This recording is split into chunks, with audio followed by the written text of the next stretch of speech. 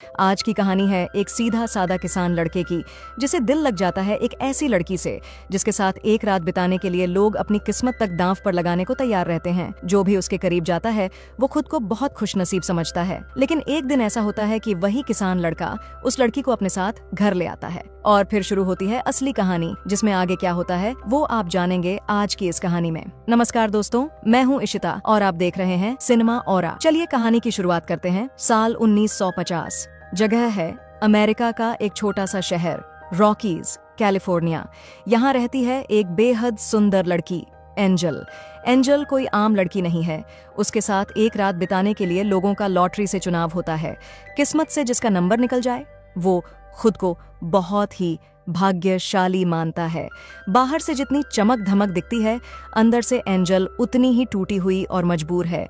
उसे बार बार अपना बचपन याद आता है जब वो अपनी माँ नीना के साथ रहती थी। उस दिन वह बहुत खुश थी क्योंकि उसके पिता एलेक्स पहली बार मिलने आने वाले थे। लेकिन जब एलेक्स आता है तो वह ना बेटी से ठीक से बात करता है, न अपनापन दिखाता है। उल्टा कहता है, तू मेरी बीवी नहीं है नीना, और ये बच्चा भी मेरा नहीं है। मैंने तो पहले ही कहा था, मुझे ये नाजायज बच्चा नहीं चाहिए। ये सब बातें एंजल कमरे के बाहर खड़ी होकर सुन रही होती हैं। अपने पिता का ऐसा चेहरा देखकर उसका दिल टूट जाता है और वह रोने लगती है। नीना बाहर आती है, अपनी बेटी को गले लगाती है और कहती है, बेटा, इसमें तेरी कोई गलती नहीं है। इस दुनिया में सबसे ज्यादा अगर किसी से प्यार है मुझे तो वो तू है। कुछ ही दिन बाद नीना को एलेक्स का एक खत मिलता है जिसमें साफ लिखा होता है कि उसने सारे रास्ते बंद कर दिए हैं, घर बेच दिया है और अब दोबारा कभी मिलने की उम्मीद न करें। नीना अब अपनी बेटी एंजल को लेकर वह घर छोड़ देती है।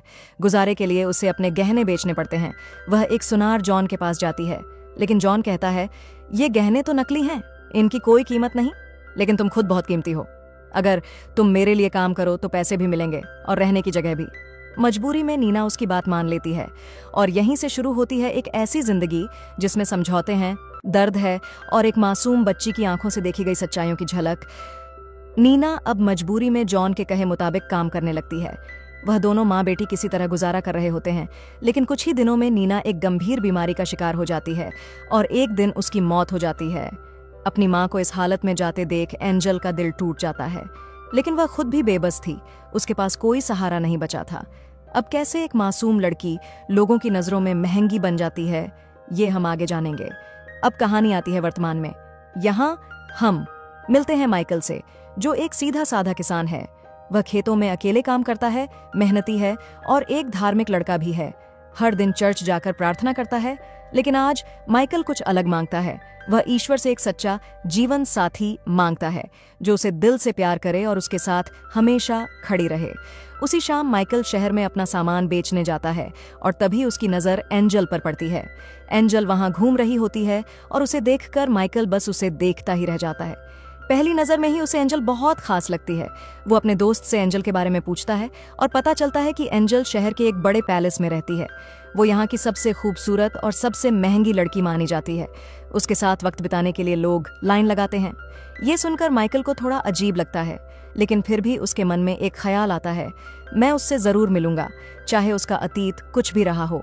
शाम को जब एंजल की शिफ्ट खत्म होती है तो वहां का बॉडीगार्ड आता है जो हर रोज की कमाई लेने आता है, लेकिन उसे कमाई कम लगती है तो गुस्से में एंजल से बदतमीजी करता है। कहता है, बोलो, और सोना कहाँ छुपा रखा है? एंजल भी गुस्से में जवाब देती है और उसे भला बुरा कहती है।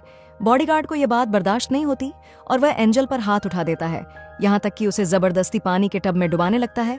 तभी डचेस वहां पहुंचती है जो इस पूरे जगह की मालिकिन है। वो गुस्से में कहती है, अगर एंजल को एक खरोंच भी आई तो बाहर जो लोग खड़े हैं वो तुझे जिंदा नहीं छोड़ेंगे। अब जाकर एंजल को दूसरी शिफ्ट के लिए तैयार कर। थोड़ी देर बाद एंजल फिर से तैयार होकर अपने काम पर लौटती है। इस बार वहां आता है माइकल, जो उससे मिलने आया होता है। एंजल उससे पूछती है, मैं तुम्हें कैसे खुश करूं? माइकल मुस्कुराते हुए कहता है, मैं सिर्फ बात करने आया हूं। मैं बाकी लोगों की तरह नहीं हूं। मैं एक किसान हूं और अपने खेत में मेहनत करता हूं। फिर वह एंजल को सीधा शादी का प्रस्ताव देता है। ये सुनकर एंजल हंस पड़ती है। वह कहती है, ये इस हफ्ते का 5वां प्रपोजल है। यहाँ रोज लोग आते हैं, मीठी मीठी बातें करते हैं और फिर चले जाते हैं। एंजल के साथ माइकल की मुलाकात का वक्त खत्म हो जाता है और एंजल उसे कमरे से बाहर भेज देती है। लेकिन अगली ही सुबह माइकल फिर से वापस आता है, इस बार पहले से 2 गुने पैसे देकर। वो कहता है, मुझे तुमसे पहली नजर में प्यार हो गया था, मैं चाहता हूं कि तुम मेरे साथ चलो, हम शादी करेंगे और एक नई जिंदगी शुरू करेंगे। एंजल उसकी बातों को मजाक समझती है और कहती है, तुम बेवकूफ हो, अपना पैसा और समय दोनों बर्बाद कर रहे हो, मैं कभी भी तुम्हारी नहीं बन सकती, इसलिए जो करना है करो और चले जाओ। तभी फिर से वही बॉडीगार्ड आता है और माइकल को जबरन वहां से बाहर निकाल देता है। बाहर आकर माइकल का दोस्त उसे समझाने की कोशिश करता है, भाई ये लड़की तेरे लिए सही नहीं है, वो प्यार व्यार जैसी चीजों में यकीन नहीं करती। लेकिन माइकल हार मानने वालों में से नहीं होता। वो कहता है, मैं एक बार और कोशिश करना चाहता हूँ। और फिर शाम होते ही वो फिर से एंजल से मिलने चला जाता है।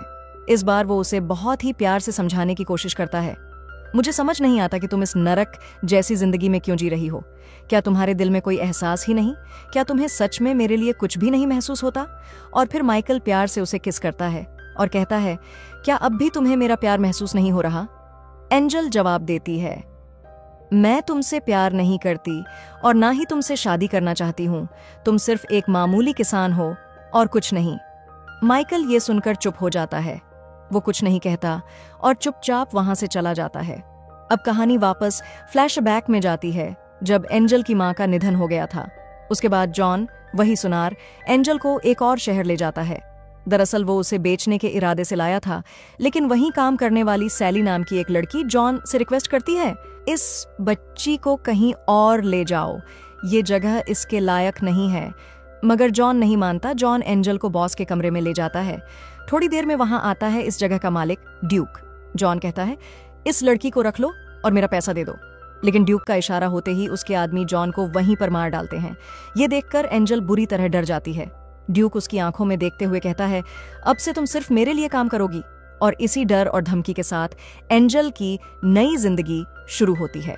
कुछ सालों में जब वो बड़ी हो जाती है तो ड्यूक उसे भी उसी अंधेरी दुनिया का हिस्सा बना देता है। अब एंजल के अंदर से डर खत्म हो चुका था और उसे लगने लगा था कि दुनिया के सारे मर्द एक जैसे ही होते हैं। एंजल अब तक मजबूरी में सब कुछ सहती रही थी। एक दिन वही एलेक्स, उसका बाप, उसी जगह आता है। उसे ये नहीं पता होता कि यही लड़की उसकी खुद की बेटी है। वो जैसे ही एंजल को कमरे में ले जाता है, एंजल उसे सच्चाई बता देती है। सच सुनकर एलेक्स का दिल कांप जाता है। उसे एहसास होता है कि उसी की वजह से उसकी बेटी की जिंदगी नर्क बन गई। पछतावे में डूबा एलेक्स खुद को दोषी मानते हुए वहीं आत्महत्या कर लेता है। उसी दौरान सैली, जो एंजल की साथी थी, उसे कुछ पैसे देकर वहां से भागने में मदद करती है। लेकिन जब ड्यूक को ये बात पता चलती है तो वह गुस्से में आकर सैली की हत्या करवा देता है। एंजल अब एक शिप में बैठी दिखाई देती है जो उसे इस नरक से दूर किसी और शहर ले जा रहा होता है। उस शिप में और भी कुछ लड़कियां होती हैं जो एंजल से बात करती हैं, लेकिन जैसे ही शिप रॉकीज शहर पहुंचता है, वो लड़कियां एंजल के साथ धोखा करती हैं, उसे पीटकर बेहोश कर देती हैं और उसके सारे पैसे छीन लेती हैं। अब कहानी वापस प्रेजेंट में आती है। एंजल की तबीयत बिगड़ जाती है। उसकी दोस्त पूछती है, क्या हुआ? एंजल जवाब देती है, मैं लगातार माइकल के बारे में सोच रही हूँ और अब मैं टूट चुकी हूँ। अब एंजल ने फैसला कर लिया था, वो ये काम छोड़ना चाहती थी। उसने जो भी कमाया था वो डचेस के पास सेफ में जमा करके रखा था। एंजल हिम्मत करके डचेस के पास जाती है और कहती है, मैं अब ये सब छोड़ना चाहती हूँ, अपने पैसे वापस दो। डचेस उसे समझाने की कोशिश करती है, मैं तुम्हें यहाँ अच्छा खाना, कपड़े, रहने की जगह देती हूँ, बाहर जाकर क्या करोगी? लेकिन एंजल अब ठान चुकी थी। वो कहती है, मुझे मेरा पैसा दे दो। डचेस गुस्से में आ जाती है और चिल्लाकर कहती है, मैं तुम्हें कुछ भी नहीं दूंगी। एंजल भी अब चुप नहीं रहती। वो भी डचेस पर चिल्लाती है, ये मेरी कमाई है, मेरा हक है। डचेस अपने आदमियों को बुलाती है और कहती है, इस लड़की को सबक सिखाओ। इसके बाद उसका आदमी एंजल को बहुत बेरहमी से मारता है। उसी रात माइकल को सपना आता है। उसे लगता है कि एंजल पर कोई मुसीबत आने वाली है। अगली सुबह वह बिना देर किए सीधा पैलेस पहुंच जाता है और देखता है कि एंजल की हालत बहुत खराब है। उसे गुस्सा आ जाता है और वो डचेस से कहता है, अब मैं इसे यहां से ले जा रहा हूं। डचेस कहती है, एंजल पर मेरा कर्ज है, जब तक वो चुका नहीं देती तब तक वह कहीं नहीं जाएगी। माइकल एक पल भी नहीं सोचता। वो डचेस को कर्ज से 3 गुना ज्यादा पैसे दे देता है। फिर वह अपनी मां की अंगूठी निकालता है और एंजल से पूछता है, क्या तुम मुझसे शादी करोगी? एंजल की आंखों में आंसू आ जाते हैं और वह हाँ कह देती है। इसके बाद माइकल एंजल को अपने फार्म हाउस ले जाता है। एंजल की तबीयत अब भी बहुत खराब थी। वो माइकल से कहती है, तुमने डचेस को बहुत पैसे दे दिए, तुम्हें नहीं करना चाहिए था। माइकल मुस्कुराकर कहता है, पैसे की परवाह मत करो, मुझे बस तुम्हें उस नर्क से निकालना था। लेकिन एंजल अंगूठी वापस कर देती है और कहती है, जब मैं ठीक हो जाऊंगी तो तुम्हारा सारा कर्ज चुका दूंगी, फिर चली जाऊंगी। मैं शादी करके किसी की गुलाम नहीं बनना चाहती। ये सुनकर माइकल हंसता है और कहता है, शादी करना गुलामी नहीं होती। फिर वो उसे पहनने के लिए कुछ कपड़े देता है। एंजल पूछती है, ये कपड़े क्या तुम्हारी पत्नी के हैं? माइकल कहता है, नहीं, ये मेरी बहन के हैं। 1 साल पहले उसकी मौत हो गई थी। अब मैं और उसका पति पॉल यहाँ रहते हैं, पर फिलहाल पॉल दूसरे शहर गया हुआ है। एंजल उठने की कोशिश करती है, लेकिन उसकी हालत कमजोर होने की वजह से वह गिर जाती है। माइकल उसका सहारा बनता है, उसका ध्यान रखता है। इसी तरह 3 हफ्ते बीत जाते हैं और अब एंजल धीरे धीरे ठीक हो जाती है। एक रात जब माइकल उसे देखने आता है तो एंजल उसे अपने पास बुलाती है और कहती है, अब तुम्हारा कर्ज चुकाने का वक्त आ गया है। और वो माइकल से मेट होने के लिए कहती है, लेकिन माइकल साफ मना कर देता है। वो कहता है, मैंने तुम्हें इसलिए नहीं बचाया था। मैं चाहता हूं कि जैसा एहसास मेरे दिल में है वैसा ही कुछ तुम्हारे दिल में भी हो। जब तक ऐसा नहीं होता मैं तुम्हारे करीब नहीं आऊंगा। दोनों देर रात तक बातें करते हैं। एंजल कहती है, जब मैं छोटी थी मेरी माँ रोज भगवान से प्रार्थना करती थी, फिर भी उन्हें सिर्फ दुख और नरक जैसी जिंदगी ही मिली, इसलिए मुझे अब भगवान पर भरोसा नहीं है। अगली सुबह जब माइकल खेतों में काम कर रहा होता है तो एंजल उसके पास आती है और कहती है, मैं तुम्हारी बीवी जैसा काम नहीं कर सकती, लेकिन जब तक यहाँ हूँ पर काम कर सकती हूँ। माइकल मुस्कुराकर उसकी बात मान लेता है। इसके बाद माइकल उसे खेती से जुड़े कई काम सिखाता है, जैसे मुर्गियों से अंडे लेना, मछली पकड़ना, जानवरों की देखभाल करना। धीरे धीरे एंजल को भी इन सब कामों में सुकून मिलने लगता है। फिर एक रात माइकल एंजल को जगाता है और कहता है, चलो मैं तुम्हें कहीं ले जाना चाहता हूँ। एंजल कहती है, अभी रात है, सुबह होने वाली है, तुम कहाँ ले जा रहे हो? माइकल उसे एक पहाड़ी पर ले जाता है जहाँ से सूरज निकल रहा होता है। वो कहता है, मैं तुम्हें बिल्कुल ऐसी ही जिंदगी देना चाहता हूँ जिसमें उम्मीद हो, रोशनी हो और हर दिन एक नया रंग लेकर आए, जैसे ये सनराइज।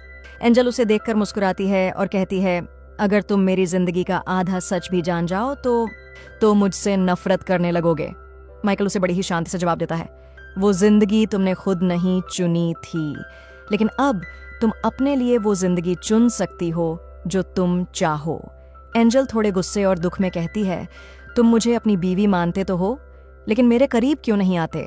माइकल कहता है, मैं बस इंतजार कर रहा था उस एहसास का जो तुम्हारे दिल से आए, जब तुम भी मुझे उसी तरह चाहो जैसे मैं तुम्हें चाहता हूँ। ये सुनकर एंजल की आंखों में आंसू आ जाते हैं और फिर दोनों एक दूसरे को किस करते हैं। इसके बाद दोनों घर लौट आते हैं और पहली बार माइकल और एंजल के बीच इंटीमेट मोमेंट होता है। यह पल दोनों के लिए खास होता है। एक तरह से उनकी अधूरी कहानी पूरी होती है। अगले दिन फार्म में पॉल आता है, माइकल का जीजा जो दूसरे शहर गया हुआ था। दोनों आपस में मिलते हैं, हालचाल पूछते हैं। माइकल उसे बताता है, मैंने शादी कर ली है। फिर वह पॉल को एंजल से मिलवाने ले जाता है। जैसे ही पॉल एंजल को देखता है वो उसे पहचान जाता है। हालांकि उस वक्त वो कुछ नहीं कहता, लेकिन जब माइकल वहां से चला जाता है पॉल अकेले में एंजल से बात करता है। वो कहता है, मैं जानता हूं तुम कौन हो और किस काम से जुड़ी रही हो। माइकल बहुत अच्छा लड़का है, उसे किसी अच्छी लड़की से शादी करनी चाहिए, न कि तुम जैसी से। एंजल शांति से जवाब देती है, वो खुद मेरे पास आया था और सब कुछ जानने के बाद भी उसने मुझे अपनाया। अब ये बात तुम्हें भी माननी चाहिए। लेकिन पॉल नहीं मानता। वो गुस्से में माइकल के पास जाता है और एंजल के बारे में उल्टा सीधा बोलने लगता है, उसे नीचा दिखाने की कोशिश करता है। माइकल ये सब सुनकर उसे एक पंच मार देता है और गुस्से में कहता है, अगर तुम मुझे भाई जैसा मानते हो तो एंजल को भी बहन जैसा मानना पड़ेगा। फिर माइकल उसे सॉरी भी कहता है और समझाता है, तू चाहे तो शहर जाकर एक नया बिजनेस शुरू कर सकता है और अपनी जिंदगी दोबारा बना सकता है। इसके बाद सीन बदलता है। अब हमें एंजल और माइकल को साथ में दिखाया जाता है। माइकल कहता है, कल पॉल शहर जा रहा है और उसने सब समझ लिया है। फिर वो एंजल के पास आता है और प्यार से कहता है, मैं तुम्हारे साथ पूरी जिंदगी बिताना चाहता हूँ। मैं चाहता हूँ कि हमारे बच्चे हों, एक प्यारा सा परिवार हो और हम हमेशा खुश रहें। लेकिन यह सुनकर एंजल का चेहरा उतर जाता है, क्योंकि एंजल मां नहीं बन सकती थी। और ये बात माइकल को अब तक नहीं पता थी। अब हमें एंजल का एक और कड़वा अतीत दिखाया जाता है। एक समय वह प्रेग्नेंट हो गई थी, लेकिन ड्यूक ने उसे जबरदस्ती डॉक्टर के पास ले जाकर अबॉर्शन करवा दिया। इतना ही नहीं, डॉक्टर ने ऐसी प्रक्रिया की जिससे एंजल कभी मां न बन सके। अब वर्तमान में लौटते हैं। एंजल ने तय कर लिया है कि वो खुद को कमजोर नहीं पड़ने देगी। अगले दिन से वह फार्म के सारे काम पूरे मन और मेहनत से करने लगती है। अब एंजल पूरी लगन से फार्म के कामों में जुट गई थी। उसे फिशिंग भी आ गई थी और कहीं ना कहीं वो माइकल के प्यार को समझने भी लगी थी। एक दिन जब दोनों खेत से लौट रहे होते हैं तो रास्ते में उन्हें एक गरीब परिवार मिलता है जिनकी मां एलिजाबेथ प्रेग्नेंट होती हैं। उनका खुद का घर नहीं होता और वो कहीं दूसरी जगह बसने जा रहे होते हैं। माइकल और एंजल उन्हें अपने घर आने का न्योता देते हैं, उन्हें खाना खिलाते हैं और पूरा ख्याल रखते हैं। ये परिवार माइकल और एंजल के मेहमान नवाजी से बहुत शुक्रगुजार होते हैं। एलिजाबेथ की एक बड़ी बेटी होती है मरियम, जो एंजल से पूछती है, तुम और माइकल कैसे मिले? एंजल बिना कुछ छुपाए अपनी पूरी कहानी बता देती है, कैसे वो पहले कौन थी और कैसे उनकी मुलाकात हुई। धीरे धीरे एंजल और मरियम अच्छी दोस्त बन जाती हैं। कुछ ही वक्त में एलिजाबेथ एक बेटे को जन्म देती हैं।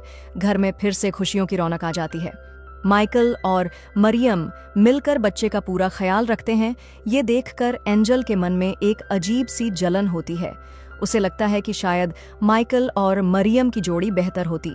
उसी रात मरियम के पिता बताते हैं कि उन्होंने पॉल से जमीन खरीद ली है और अब ये परिवार यहीं रहने वाला है। अगले दिन खेत में काम करते वक्त एंजल कहती है, मरियम बहुत प्यारी लड़की है और तुम दोनों की जोड़ी बहुत अच्छी लगेगी।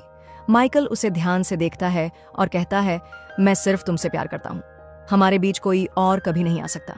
तभी एंजल अपने दिल का वो सबसे बड़ा राज शेयर करती है, ड्यूक ने जबरदस्ती एक डॉक्टर से मेरा ऐसा ऑपरेशन करवाया जिससे मैं कभी मां नहीं बन सकती। माइकल एक पल के लिए चुप हो जाता है, फिर कहता है, ये बात कोई मायने नहीं रखती। मैं तुमसे बहुत प्यार करता हूं और ये कभी नहीं बदलेगा। हमें उम्मीद कभी नहीं छोड़नी चाहिए क्योंकि जिंदगी में कुछ भी हो सकता है। पर एंजल अब तक मान चुकी थी कि ना तो वो कभी मां बन सकती है और ना ही माइकल की एक अच्छी बीवी। उसी शाम दोनों डिनर कर रहे होते हैं तो एंजल कहती है, क्या तुम मुझे वहां ले चलोगे जहां हमने वो पहला सनराइज देखा था? फिर दोनों वहां जाते हैं, लेकिन इस बार वे सनसेट देखते हैं। इस पल को यादगार बनाने के लिए वहीं पर वे दोनों एक बार फिर इंटीमेट हो जाते हैं, प्यार से, सुकून से, किसी बोझ के बिना। अगली सुबह एंजल एक लेटर लिखती है मरियम के नाम। उस लेटर में वो माइकल की अंगूठी रख देती है और सबके जागने से पहले वो चुपचाप एक आदमी के साथ शहर चली जाती है। क्या माइकल को एंजल का फैसला समझ आएगा? क्या फिर कभी वो दोनों साथ होंगे? जानने के लिए बने रहिए सिनेमा ऑनरा पर, क्योंकि कहानी की आखिरी किस्त आपके दिल को जरूर छू जाएगी।